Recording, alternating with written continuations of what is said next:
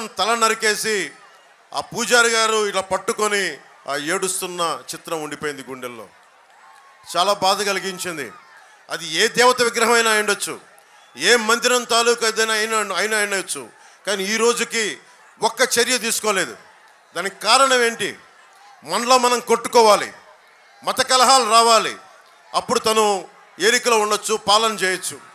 ఇది పోవాలి అంటే మనకి ముఖ్యంగా లా అండ్ ఆర్డర్ని బలంగా చూసుకునే ప్రభుత్వాలు కావాలి. ఎన్డీఏ ప్రభుత్వం బలమైన లా అండ్ ఆర్డర్ని మీకు తీసుకొస్తుంది. నెల్లిమర్లలో మనకి వైజాగ్ చాలా కీలకమైన స్థలం, ఇది చాలా కీలకమైన ప్రాంతం. మీకు తెలుసు ఋషికొండని ఎంత బోడిగుండు చేశారో. నెల్లిమర్ల కన్నీరు చూడగలిగే వాళ్ళకి అర్థమవుతూ ఉంటుంది. భోగాపురం ఆనుకుని ఉన్న ఒక స్ట్రాటజిక్ లొకేషన్ నెల్లిమర్ల. ఆ నెల్లిమర్లకి ఎవరైనా సరే చూడండి, ఉత్తరాంధ్ర నుంచి వైసీపీ నాయకులు అందరూ ఎక్కడి నుంచి వచ్చినా సరే ఇక్కడ కూర్చొని ఉత్తరాంధ్రాన్ని దోపిడీ చేద్దాం, ఇక్కడ ప్రకృతి వనరులను దోచేద్దామన్న దృష్టితో ఉంటారు. ఇక్కడ స్థానికంగా ఒకరికి కూడా ఇందాక మన బంగారాజు గారు చెప్పినట్టుగా స్థానికులకి నేల లేకుండా పోతూ ఉంది. స్థానికులకి మనకు ఒక పొలం కొనుక్కోవాలంటే అందుబాటులో లేని పరిస్థితికి వచ్చింది.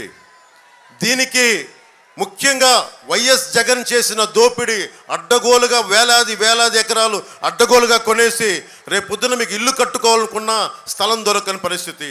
ఈ నేలలో పుట్టి ఇక్కడ పెరిగి ఒక ఇల్లు కొనుక్కోవాలంటే మనకు లేని పరిస్థితి. ఇది మారాలి అంటే తెలుగుదేశం, జనసేన, భారతీయ జనతా పార్టీ కూటమి రావాలి.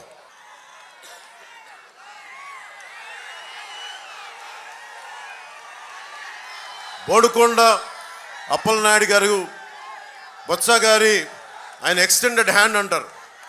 బొత్స గారు అక్కడ కూర్చొని ఇక్కడ చేయి చాపితే అది బోడుకొండ అప్పలనాయుడు గారు అవుతారు.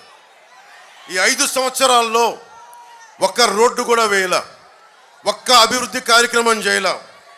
మట్టి, ఇసుక, ఆఖరికి మత్స్యకారుల భరోసా కూడా, నెల్లిమర్ల ఎంపీపీ భూములు ఇలా ఎలా దొరికితే అలా దోచేశారు. భోగాపురం నేను 2019లో చంద్రబాబు నాయుడు గారు భోగాపురం ఎయిర్పోర్ట్ కడుతున్నాం, నెంబర్ ఆఫ్ ఎయిర్పోర్ట్స్ కావాలి. అటు కర్నూలు ఎయిర్పోర్ట్ ప్రారంభమైన తర్వాత భోగాపురం ఎయిర్పోర్ట్ అంటే నా దృష్టికి ఒకటే వచ్చింది, ఈ భూముల్ని అడ్డుగోలుగా కొంతమంది చేస్తారు. ఇక్కడికి వచ్చినప్పుడు నేను భూముల్లో అవకతవకలు అడిగాను తప్ప, మనకి వైఎస్ జగన్ చెప్పింది ఏంటంటే అసలు వైజాగ్ ఎయిర్పోర్ట్లోనే ఈగలు తొలుకునే ఎయిర్పోర్టు ఇంకొక ఎయిర్పోర్ట్ ఎందుకు అవసరమని. అంటే ఒక మాట మనిషి చెప్పినప్పుడు ప్రతిపక్షంలో అందరూ ఏమనుకుంటారు, నిజమే అకారణంగా చేస్తారని అనుకుంటారు కదా. అలాగే ప్రతిపక్షంలో ఉండగా జగన్ అన్న మాటలు ఎగ్జాక్ట్గా ఇవి. వైజాగ్ ఎయిర్పోర్ట్లో ఈగలు తోలుకుంటుంటే ఈ భోగాపురం ఎయిర్పోర్ట్ అవసరమా అన్న వ్యక్తి అధికారంలోకి వచ్చాక మళ్ళీ మొదలుపెట్టాడు. భోగాపురం ఎయిర్పోర్ట్ క్యాన్సిల్ అయ్యిందని చెప్పాడు, ఇన్సైడర్ ట్రేడింగ్ జరిగిందని చెప్పాడు. భూములు ధరలు పడిపోయేలా చేసిన తర్వాత మళ్ళీ ఆ భూములు తన చేజిక్కించుకొని మళ్ళీ వాళ్ళందరి బినామీలు వచ్చి ఈ భూముల మీద పడ్డారు. అమ్మినోడి దగ్గర అమ్మినట్టుగా కొనేశారు, అమ్మని వాడి మీద దౌర్జన్యం చేశారు.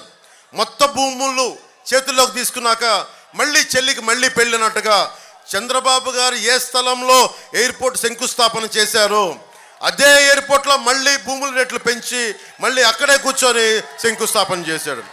భూమి మిగలలేదు, డబ్బులు రాలేదు. ఇలాంటి ద్వంద్వ నీతి.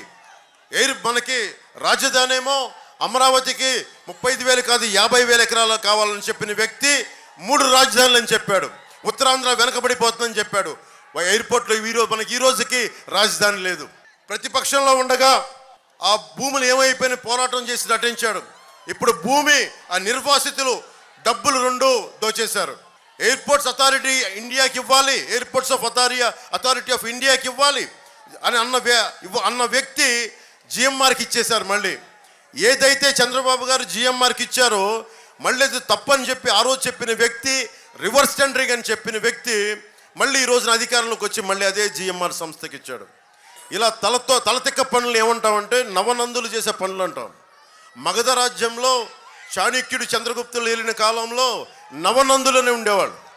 నవనందులు ఏంటంటే తలతిక్క పనులు, హింస, దోపిడీ ఇవన్నీ చేసేవాళ్ళు.